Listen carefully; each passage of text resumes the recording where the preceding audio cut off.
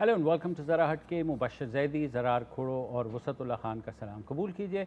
आज की हमारी टॉप स्टोरी ये है कि पाकिस्तान की सबसे बड़ी अदालत सुप्रीम कोर्ट ने सहाफ़ी मतीउल्लाह जान को समाजी राब्ते की वेबसाइट ट्विटर पर अदलिया के ख़िलाफ़ कुछ ट्वीट्स करने पर तौहीन अदालत की कार्रवाई शुरू की है। इस बात का अज़ खुद नोटिस चीफ जस्टिस गुलजार अहमद ने लिया और अपनी सरबराही में 3 रुकनी बेंच तश्कील दिया है। जो ऑर्डर है उसमें ये कहा गया है कि उन्होंने 10 जुलाई को कुछ ट्वीट्स की हैं जिसमें अदलिया के जजों के ख़िलाफ़ तौहीन आमेज़ ज़बान इस्तेमाल की गई है। वो स्पेसिफ़िक ट्वीट क्या है अभी ऑर्डर में ज़िक्र नहीं है, मगर आज क्योंकि बहुत ही मुख्तसर कार्रवाई हुई इसकी और नोटिस जारी किए गए मतीउल्लाह जान को और जो सुप्रीम कोर्ट के सदर हैं उनको भी कि वो आकर के इस पर अदालत की मावनत करें और मतीउल्लाह जान जो है वो अगले हफ्ते अदालत में अपना जवाब दाखिल करें। तो इस सारी सूरत हाल पर जो सोशल मीडिया के ऊपर ख़ासे आज ट्रेंड्स भी चलते रहे, बातें भी होती रहीं, मगर इसके साथ ही एक और फ़ैसला भी आया इस्लामाबाद हाई कोर्ट में, जहां मतीउल्लाह जान के ख़िलाफ़ एक वकील साहब हैं एहसन उनका नाम है, उन्होंने भी तौहीन अदालत की दरख्वास्त दायर की और उस पर इस्लामाबाद हाई कोर्ट के रजिस्ट्रार ने एतराज़ात लगाए, जिसके बाद ये मामला जो है वो इस्लामाबाद हाई कोर्ट के सामने पेश हुआ। तो उसमें ये कहा गया है, उसमें ऑर्डर जारी किया गया और डिस्पोज ऑफ की गई ये पटिशन ये कह करके कि समाजी राब्ते की वेबसाइट पर जो कुछ कहा जा रहा है उससे जजेस को कोई फ़र्क नहीं पड़ना चाहिए। जो एग्जैक्ट वर्डिंग्स है वो ये है कि सोशल मीडिया पैगामात पर तौहीन अदालत की कार्रवाई हुई तो दरखास्तों का सैलाब आ जाएगा। ये भी कहा गया कि सुप्रीम कोर्ट के मोअज़्ज़ज़ जज साहिबान की साख किसी शक व शुबे से पाक है। अदलिया और मोअज़्ज़ज़ जज साहिबान की साख सोशल मीडिया पैगामात की मरहून मिन्नत नहीं है। दरख्वास्तकार वकील को एक नाजेबा पैगाम पर अदालती कार्रवाई की तरफ जाना ज़ेब नहीं देता। ये इस्लामाबाद हाई कोर्ट का ऑर्डर है और उन्होंने कहा सोशल मीडिया पर ट्वीट कुछ लोगों ने देखी होंगी, अदालती कार्रवाई अगर इस पर हुई तो फिर दुनिया देखेगी। और ये भी कहा गया कि इस मामले पर अदालती कार्रवाई जजों के ख़िलाफ़ जो प्रोपेगेंडे को फ़रोग़ देने जैसा होगा। और इस पर जो दरख्वास्त गुजार के वकील अदनान इकबाल हैं, उन्होंने दरख्वास्त में कहा था कि इनके ख़िलाफ़ मतीउल्लाह जान के ख़िलाफ़ तौहीन अदालत की कार्रवाई की जाए, जिसको इस्लामाबाद हाई कोर्ट ने मुस्तरद किया। अब जो मैंने देखा है वो ये है कि जब से जस्टिस काजी फ़ैसला आया है तो मतीउल्लाह जान की मैं थोड़ी सी एक इंट्रोडक्शन कर दूं कि तकरीबन 25 साल हो गए हैं उनको अदालती कार्रवाई को रिपोर्ट करते हुए। कोर्ट रिपोर्टर भी वो रहे हैं, बाद में एंकर भी बन गए, कॉलमिस्ट भी थे, तो अदालती मामलात पर उनकी गहरी नज़र होती है। मगर जो उनकी ओपिनियनेटेड भी ठीक ठाक है, हाँ बिल्कुल हाँ। और कभी कभी कुछ ऐसी बातें भी कर देते हैं जो मेरे पर्सनल ओपिनियन में शायद नहीं करनी चाहिए। सवाल बनता है कि इज दैट कंटेम्प्ट, हाँ, फिर उसके बाद सवाल बनता है कि कंटेम्प्ट है क्या, बिल्कुल। अच्छा, पहले जरा आप, क्योंकि आप अतर मनीला साहब की जस्टिस अतर मनीला साहब की बात कर रहे थे, मैं एक दो और बातें जरा मेंशन करना चाह रहा हूं जो उन्होंने आज कोर्ट में की हैं कि सोशल मीडिया प्लेटफॉर्म्स पर अब्यूज बहुत होता है। वो हरगिज ये नहीं कह रहे कि यार मिट्टी पाओ, ठीक है, कि झूठ बोला जाता है। अच्छा, ये बात कर रहे हैं अभी सिर्फ अदलिया को जो टारगेट किया जाता है, झूठ बोला जाता है, प्रोपेगेंडा होती है, साइबर बुलिंग होती है, उनकी जाती तस्वीर मैसेजेस को भी पेश किया जाता है, यूजुअली किसी मिसलीडिंग या बड़े स्कैंडलस किस्म के कैप्शंस में। अच्छा, तूफान आता है कब?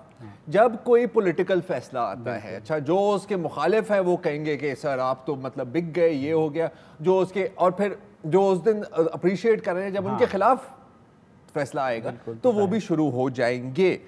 जो सबसे मुझे जो इम्पोर्टेंट बात लगी है यहाँ पर, और बड़ी सेंसिबल बात इन माय ओपिनियन, अगर मैं ये कह सकूं, कि अगर आप सोशल मीडिया पोस्ट्स पर कार्रवाइयाँ शुरू कर देंगे अदालती, तो फिर तो बॉस, हाँ, जैसे इस्लामाबाद हाई कोर्ट के चीफ जस्टिस कह रहे हैं, फिर तो सैलाब आ जाएगा, फ्लड गेट सैलाब आ जाएगा। सर, आपने और हम सब ने ऐसी हैशटैग्स देखे हैं बिल्कुल अदलिया के खिलाफ ऑन ट्विटर, बिल्कुल, और उस पर हजारों लोग ट्वीट कर रहे हैं। कोई लवर बॉय 420 ट्वीट कर रहा है, कोई फफोदा की दमाद 25। अब क्या उन सबको नोटिस जाएंगे? तो ये एक सबसे बड़ा सवाल ये है कि क्योंकि सोशल मीडिया का आपको पता नहीं है कि कौन, कोई बाहर बैठा हुआ है, कोई किसी और मुल्क में बैठा हुआ है, क्या क्या एनोनिमस अकाउंट से तो आप कुछ भी कह सकते हो ना, exactly. नाम से कहने में आप फंस जाते हैं। अच्छा, अब सवाल ये फिर पैदा होता है कि क्या ये कंटेम्प्ट है? और अगर ये सवाल का जवाब हम ढूंढने तो एक और सवाल निकलता है कि कंटेम्प्ट लॉ आया कहाँ से ना?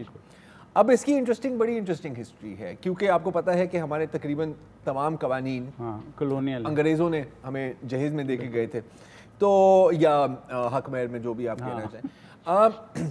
जब पहले तो इंग्लैंड में, और मैं बात कर रहा हूँ कोई 1100s 1200s की, वहाँ पर एक मतलब कबायली सिस्टम था, ठीक है? तो जिसका जो भी फैसला था सरदार ने फैसला करना था। फिर जब एक बादशाह आया तो सब बादशाह के पास आने लग गए कि सर आप इंसाफ करें। लेकिन जब सल्तनत फैलती गई तो अब जाहिर है कि बादशाह को और भी काम है ना यार, उसने मतलब शिकार भी करना है, उसने जंगें भी लड़नी है, अब वो कचहरी में तो नहीं बैठ सकता 24 घंटे। तो फिर जजेस और जुडिशरी का निज़ाम शुरू हुआ।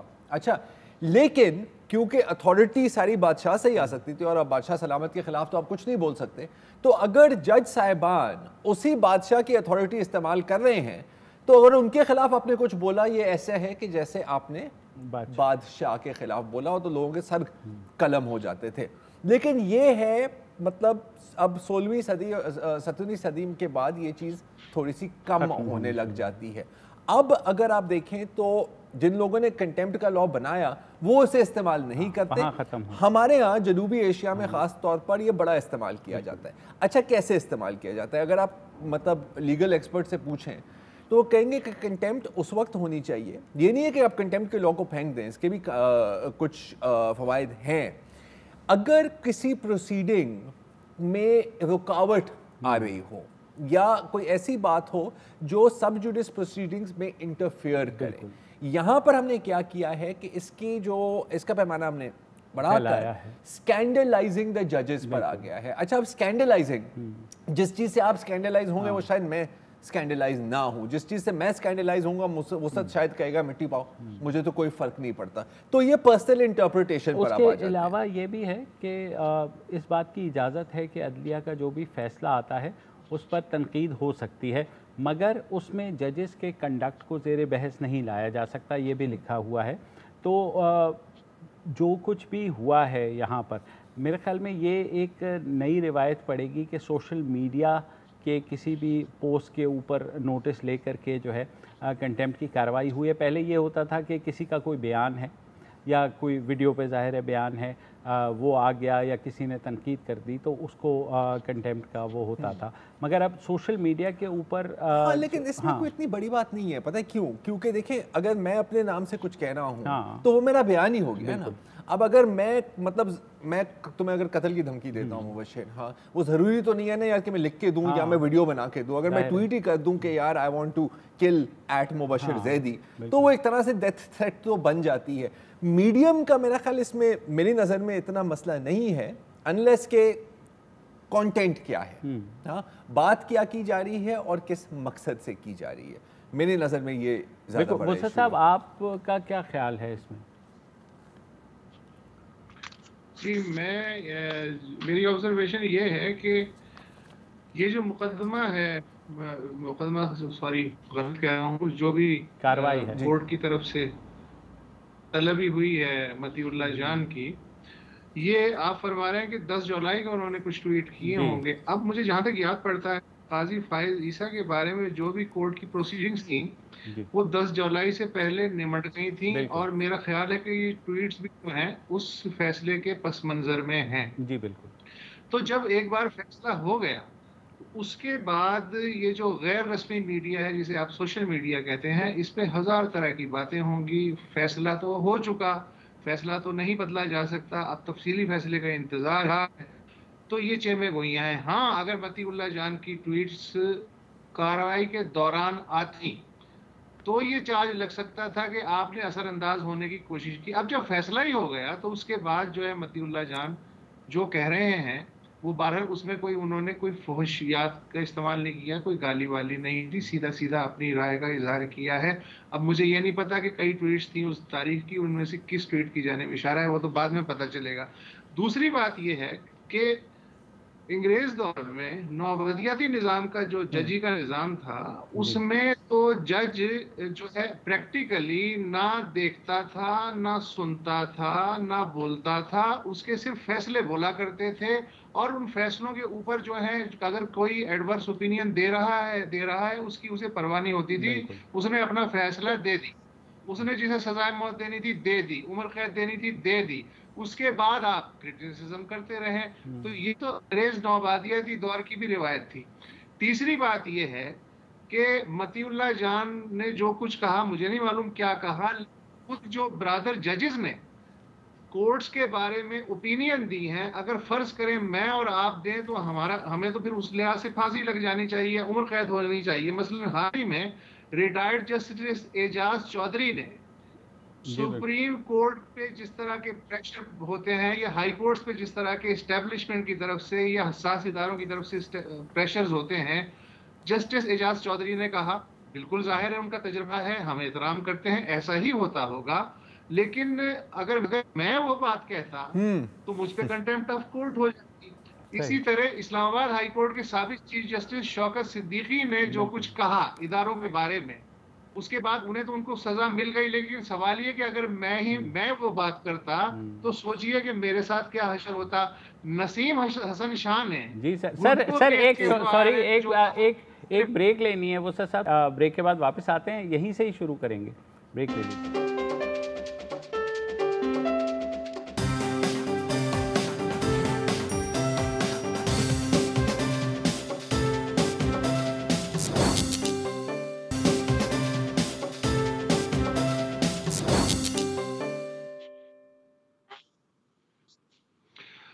Welcome back. बात हो रही है कि जो सरकर्दा सहाफ़ी हैं मतीउल्लाह जान, उनके कुछ मुतनाज़ा ट्वीट्स हैं जिन पे आला अदलिया ने कहा है कि वो दरअसल जजों को स्कैंडलाइज करने की कोशिश है।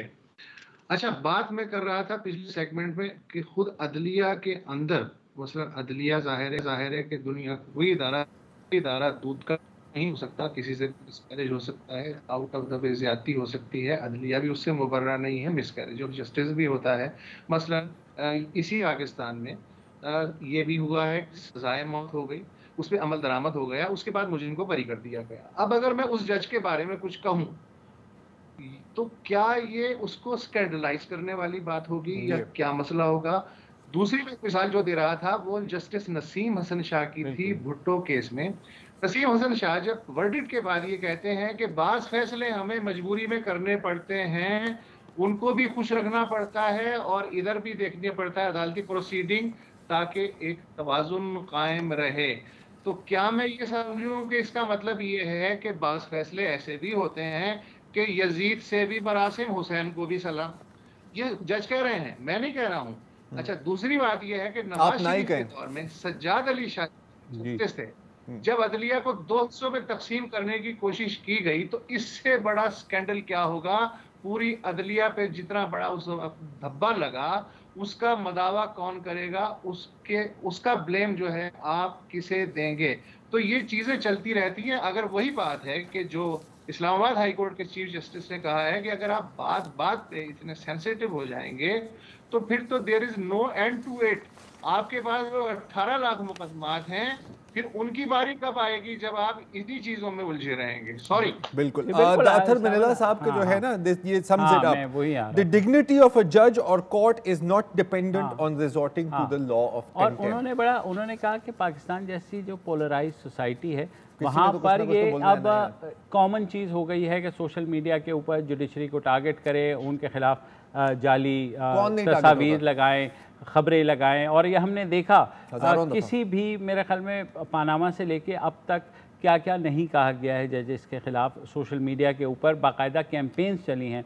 तो अदलिया देखो या तो जी मुबशिर और ज़रार, मैं आखिर में एक जुमले में बताता हूँ, एक साहब हैं, उनको बुला के आप कंटेम्प्ट ऑफ कोर्ट और जजों को स्कैंडलाइज करने का केस जरा चला के दिखाएं, खादिम हुसैन रिजवी साहब।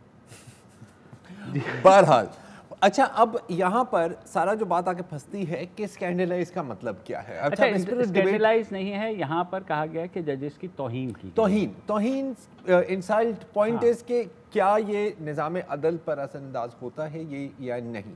और यहाँ पर हमें एक डिफ्रेंसिएशन करने की ज़रूरत है कमेंट और धमकी में। बिल्कुल ठीक है, क्योंकि अभी ये जिक्र कर रहे थे, मैं आपको एक और केस के बारे में बताता हूँ। ये आगा इफ्तिखारुद्दीन बिल्कुल का, अब आपको पता है ये क्या कहते हैं, पेश इमाम रहे हैं एक रावलपिंडी की मस्जिद में, इमाम बारगाह में, और इन्होंने एक वीडियो बनाया था जिसमें काजी फायज ईसा और लोगों को भी बारे में कहा था कि इनको लाइन अप करके गोली मार देनी चाहिए और ऐसा। अच्छा, उन पर आज फर्द जुर्म कायम हुआ है, इंडाइट किए गए हैं। अच्छा, उस वक्त तो अगर आप वीडियो देखें तो मतलब मुंह से उनकी आग निकल रही है ना। कोर्ट में जाहिर है चीज़ें तब्दील हो जाती है, उनका जो वकील है वो आते हैं और कहते हैं कि जी ये ब्लड प्रेशर का पेशेंट है और ये होता है, इनकी आर्टरीज क्लॉग्ड हैं, जिस पे मेरे ख्याल है जस्टिस गुलजार साहब ने जिक्र किया कि उस वक्त तो आपकी आर्टरीज क्लॉग्ड नहीं थी जब आप ये वीडियो रिकॉर्ड कर रहे थे, और फिर वकील साहब ने कहा कि नहीं सर इनको चक्कर आते हैं। तो जस्टिस एहसान ने कहा कि जी अक्सर जब सुप्रीम कोर्ट का नोटिस आता है तो लोगों को चक्कर आने लग जाते हैं। तो अब ये है एक जेन्युइन केस जिसमें एक ऑन रिकॉर्ड आपने धमकी दी है। यहाँ पर आपने कंटेम्प्ट ऑफ कोर्ट अप्लाई करना है या आपने कोई और जो भी इसके कवानीन अप्लाई करने हैं, आप बेशक अप्लाई करें। लेकिन अगेन, जैसे जस्टिस अतहर मिनिल्ला ने जिस तरफ इशारा किया है, अगर आप सोशल मीडिया पोस्ट जो सही है, आप बेशक आपको अच्छी नहीं लगी, बेशक आपको चुभी, और बेशक आप कह सकते हैं कि ऑफेंसिव भी हों, लेकिन अगर आप उन पर नोटिस लेने शुरू करेंगे तो फिर आप एंड कहाँ करेंगे? एक बंदे पर करोगे तो फिर मैं कहूँगा कि लाख और बंदे बैठे हुए हैं, आप उन पर भी करें, और अगर नहीं करोगे तो फिर ये भी एक सबसे बड़ी जो लीगल ओपिनियन है, लॉयर्स बहुत इस पे बात करते हैं इस लॉ के बारे में, और सबसे बड़ी जो बात होती है वो ये है कि ज़ाहिर है ये जो जजेस हैं आला अदलिया की, ये इंसाफ कर रहे हैं। इंसाफ करना अल्लाह का काम है, ज़मीन पर वो अल्लाह के नुमाइंदे हैं जो इंसाफ कर रहे हैं, तो उन्हें दरगुजर से काम लेना चाहिए। बहुत से ममालिक में कंटेम्प्ट ऑफ कोर्ट लॉ जो है वो ख़त्म कर दिया गया है, इसी वजह से कि जिस बारे में वसत ने भी इशारा किया कि जब फ़ैसला आ जाता है तो उसके बाद जो भी उस पर कमेंट होता है उससे जजेस को फ़र्क नहीं पड़ना चाहिए। बहरहाल देखेंगे कि अगले हफ्ते क्या होता है। फ़िलहाल लेते हैं एक ब्रेक, और ब्रेक के बाद वापस आते हैं।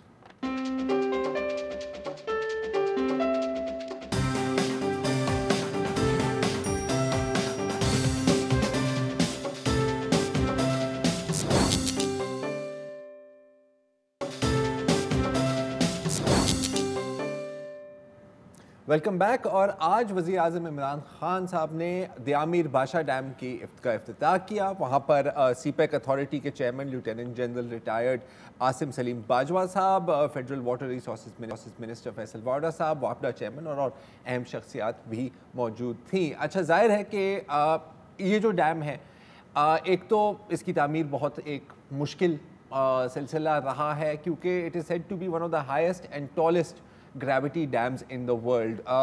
वहाँ की जो जोग्राफी है वो भी बड़ी मुश्किल है, सप्लाईज पहुँचाना, फंडिंग सिक्योर करना, बारिशों में वहाँ पर फ्लडिंग का भी ख़तरा होता है, और जाहिर है कि ये एक अर्थक्वेक जोन भी है। ग्लोबल वार्मिंग की वजह से ही ज़्यादा फ्लडिंग हो रही है। लेकिन अगेन गुड न्यूज़ ये है कि अब ऐसा लग रहा है कि इस प्रोजेक्ट को सीरियसली स्टार्ट किया जाएगा, और सिर्फ यहाँ पर हाइडल पावर और वाटर स्टोरेज की बात नहीं की जा रही, इसके और भी फ़वाइद हैं जो प्राइम मिनिस्टर इमरान खान साहब ने आज अपनी स्पीच में बताई। सुनिए। अब आपके लिए अल्लाह की तरफ से ये एक ज़बरदस्त मौका मिला है कि ये जब जैसे जैसे ये डैम बढ़ती रहेगी, बिजनेस एक्टिविटी बढ़ती जाएगी, ये जब लेक बन जाएगी बड़ी, ये अलहदा एक टूरिस्ट रिजॉर्ट बन जाएगी। लेकिन जो आपका कैडेट कॉलेज बन रहा है, इससे असल में कौमें तो बदलती हैं जब उनके बच्चों को तालीम मिलती है। तो बेहतरीन तालीम का जब इदारा बन जाएगा यहाँ, जो मुझे चेयरमैन वापडा ने बताया है कि बड़ा ज़बरदस्त बिल्डिंग बन रही है और उसके लिए पैसे भी एलोकेटेड हैं, तो इंशाअल्लाह आपके लिए हर तरह चलास के लोगों के लिए एक मौका मिला है, और असल में गिलगित बल्तिस्तान के लोगों के लिए ये बहुत बड़ी चीज़ है। और मुझे ये भी श्योर किया गया कि आपको बिजली मुफ्त मिल रही है। गिलगित बल्तिस्तान के लोगों को मुबारक देता हूँ इस डैम की। इससे आप देखेंगे, वक्त बताएगा कि इंशाअल्लाह ये चलास की ख़ास तौर पे और गिलगित बल्तिस्तान की ये तकदीर बदल देगा। बिल्कुल। अच्छा, अगेन जैसे पहले कहा था कि ये इस डैम की एक काफ़ी, या इस इनॉग्रेशन की एक काफ़ी लंबी हिस्ट्री है, तो उससे ज़रा बताएं कि ये प्रोजेक्ट शुरू कहाँ हुआ और फिर क्या क्या मसले हुए थे इसमें। Thank you.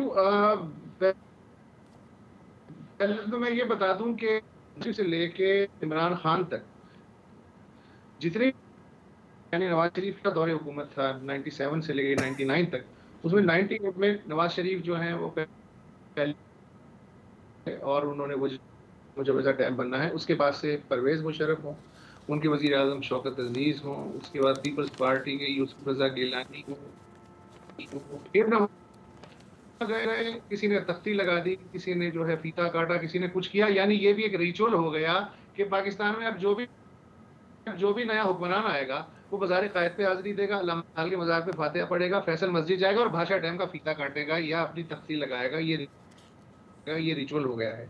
लेकिन अब सीरियसली ये चीज़ नज़र आ रही है कि शायद ये डैम बन जाए। अच्छा, सवाल कि हम सस्ती चीज़ें जो है उनकी तरफ राग़िब नहीं होते।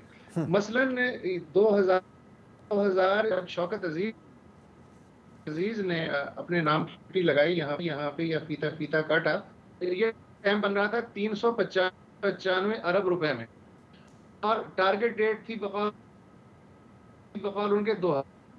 अब ये जो डैम है आज जिसका इफ्तिताह हुआ है तामीराती काम का, ये 1406 में ये तामीर होगा और 2028 जो है इसकी कंप्लीशन डेट।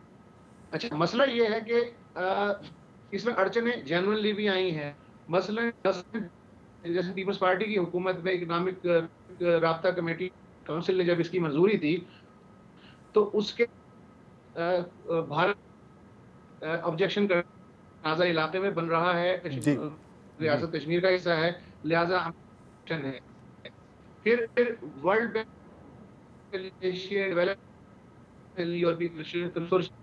हत्ता के चाइना के कंसोर्शियम से भी बात चली, बेल बंडे नहीं चढ़ सकी।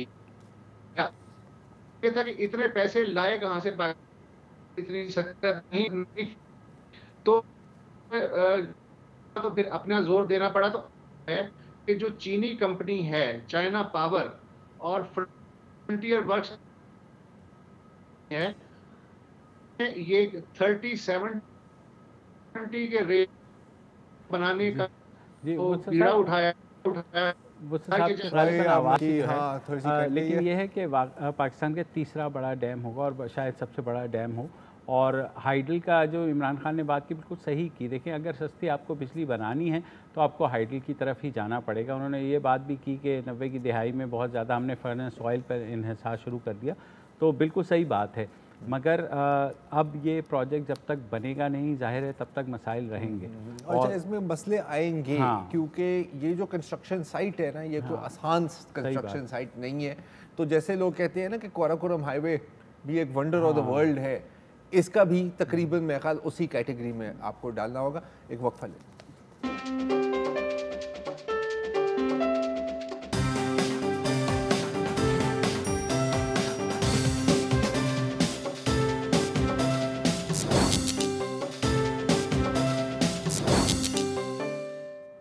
Welcome back. अच्छा, लोग अक्सर तनकीद करते हैं, हम जायज़ तनकीद करते हैं और सवाल पूछते हैं कि यार कभी कोई अच्छी बात भी कर दिया करो। मतलब हमेशा कि ये तबाह हो गया, ये बर्बाद हो गया, हम सब मर जाएंगे, ये मतलब रट से हम बोर हो गए हैं। तो मैंने कहा क्यों नहीं आपको एक आज खुशखबरी भी सुना देते हैं। और वो खुशखबरी ये है कि पाकिस्तानी निजात साइंसदान डॉक्टर आसिफा अख्तर को पहली फीमेल वाइस प्रेसिडेंट अपॉइंट कर दिया है जर्मनी की मैक्स प्लैंक सोसाइटी के बायोलॉजी एंड मेडिसिन सेक्शन में। अब ये लंबा तो आपने सुन लिया, आप पूछोगे कि मैक्स प्लैंक सोसाइटी जर्मनी की है क्या।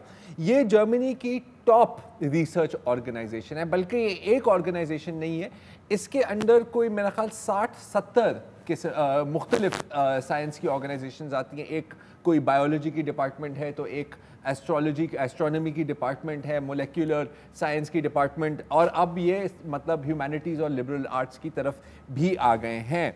1948 में ये कायम हुई थी और जिसके नाम पर ये बनी थी मैक्स कार्ल अर्नेस्ट प्लैंक, वो एक साल पहले उनकी फौतगी हुई थी। ये एक थियोरेटिकल फिजिसिस्ट थे और फिजिक्स की दुनिया में इनको एल्बर्ट आइंस्टाइन के करीब का दर्जा मिलता है, और वो इसलिए क्योंकि ये क्वांटम थियोरी के बानी थे। अब आप कह रहे होंगे क्वांटम थियोरी क्या है और इससे मुझे क्या फ़र्क पड़ता है। अब जाहिर है कि ना मैं इसको समझ सकता हूँ ना मैं आपको समझा सकता हूँ, लेकिन मैं सिर्फ इतना आपको बता दूंगा कि अगर मैक्स प्लैंक साहब ना होते तो शायद मोबाइल फ़ोन हमारे पास नहीं है, लेकिन mobile phones, computers, internet, GPS system और एमआरआई मशीन भी ना होती। ये सारी चीज़ें, इनकी जो साइंस है, ये मैक्स प्लैंक साहब की क्वांटम थ्योरी की ऊपर की बुनियाद पे ही बनी हैं। आते हैं अब डॉक्टर आसिफा की जानिब। आप कराची में, इनकी पैदाइश कराची में हुई थी, फिर 1997 में पीएचडी हासिल की at the imperial cancer research fund London में। वहाँ से ये जर्मनी शिफ्ट हुई, मोलेक्युलर बायोलॉजी में वहाँ पर काम किया, मुख्तलिफ अवार्ड्स हासिल किए, बहुत लंबे लंबे नाम हैं तो मैं आपको नहीं बताऊंगा, और अब ये वहाँ अपॉइंट हो गई हैं at the Max Planck schools. ये कोई छोटी बात नहीं है क्योंकि अगेन जैसे मैंने आपको कहा, first international female vice president, और हमारे लिए बड़ी फ़ख्र की बात है कि ये पाकिस्तान से ही आए हैं और जिस शहर में हम बैठे हुए हैं कराची, यहाँ से ही ये इनको अपनी इब्तिदाई तालीम इन्होंने यहाँ ही हासिल की थी। मैक्स प्लैंक की जो रिसर्चर्स और साइंटिस्ट हैं, अगर मैं उनका थोड़ा सा उनके बारे में बताऊं तो ये ही शायद काफ़ी हो, जानना काफ़ी हो कि 30 से ज़ायद नोबेल प्राइजेस मैक्स प्लैंक्स के साइंटिस्ट्स को मिली हैं। सो इट इज़ बिल्कुल यूनिक थिंग। और जब इनसे, इनकी जो वेबसाइट पर इनका जो बयान आया हुआ है, तो ये कह रही हैं कि एकेडमिक साइंस जो है ये एक बहुत खूबसूरत एग्जाम्पल है इंटीग्रेशन का, क्योंकि यहाँ इस शोबे में दुनिया के हर कोने से लोग आते हैं।